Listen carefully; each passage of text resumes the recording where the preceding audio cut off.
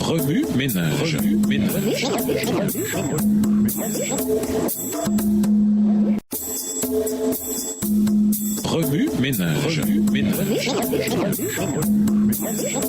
Bienvenue dans votre émission. Remue ménage. Nous voilà à la leçon de lundi, interprétée Poids et pain. L'homme ne vivra pas de pain seulement, mais de toute parole que Dieu prononce. Deutéronome 8, le verset 3. Qu'est-ce que cela signifie? Il est intéressant de noter que le mot parole ne figure pas dans le texte hébreu. Bien qu'il soit implicite, quelque chose qui sort de la bouche de Dieu, il pourrait signifier aussi quelque chose de plus large, impliquant une confiance dans tout ce que Dieu donne, dit et explique. Lors de la tentation au désert, Jésus cita ce verset et indiqua ce double sens. Matthieu 4, le verset 4. Il avait compris que Satan lui demandait de faire du pain, non pour apaiser sa faim, mais pour l'amener à douter de sa propre identité et à la prouver par un miracle. Il demandait aussi à Jésus de douter de la raison pour laquelle Dieu l'avait appelé en ce lieu hostile, à savoir vaincre les tentations même auxquelles Adam et Ève avaient cédé. La parole de Dieu peut effectivement faire du pain, et c'est ce qu'elle avait fait avec la manne donnée aux Israélites jour après jour. Mais la parole de Dieu a pour objectif principal d'inculquer la foi et la confiance. Quand on a du pain, mais pas de foi, on est pauvre, on a toujours faim et on nie la puissance de Dieu. Mais quand on a foi en la parole de Dieu, on peut faire face à n'importe quelle épreuve, même à la pauvreté et à la faim, avec une plus grande vision de ce que Dieu fait au-delà du moment présent. La faim de l'âme a été satisfaite. Quand on pense au miracle de l'Exode, on ne se focalise généralement que sur la mer Rouge que Dieu a ouverte. Cependant, le Seigneur a accompli de nombreux autres miracles tout au long du voyage, depuis l'Égypte jusqu'en Canaan. De même, il est souvent facile d'oublier tout ce que Dieu fait pour nous au quotidien et de nous focaliser sur les grands miracles qui se produisent moins souvent. C'est l'une des raisons pour lesquelles les Israélites risquaient d'oublier Dieu. Ils se mirent à attribuer à leurs propres efforts toutes les bénédictions dont ils jouissaient. Au bout du compte, cela semble aussi être lié à la façon dont les leçons d'humilité et les épreuves faisaient du bien aux Israélites. Ils furent l'objet de miracles, tout comme leurs parents à la mer Rouge. Maintenant, ils faisaient l'expérience de la discipline qui les aiderait à grandir et adoucirait leur cœur afin de ne pas oublier Dieu et de n'adorer que lui seul. Tout comme les Cananéens avant eux, ils risquaient de tomber dans les mêmes pièges et de perdre leur pays et leur vie à cause de leurs péchés. Et comme Jésus l'affirma plus tard dans le désert, seule la parole de Dieu pouvait leur dire la vérité par rapport à qui ils étaient et qui ils suivaient. Par conséquent, lorsque le diable essaierait de les distraire et de les séduire par des mensonges sur Dieu, ils devraient, eux, se cramponner fermement à la vérité divine. Remue ménage, après avoir regardé votre texte écrit et annoté, quels éclairages particuliers vos notes semblent-elles indiquer dans l'ensemble? Quelles questions émergent après l'étude de ce passage?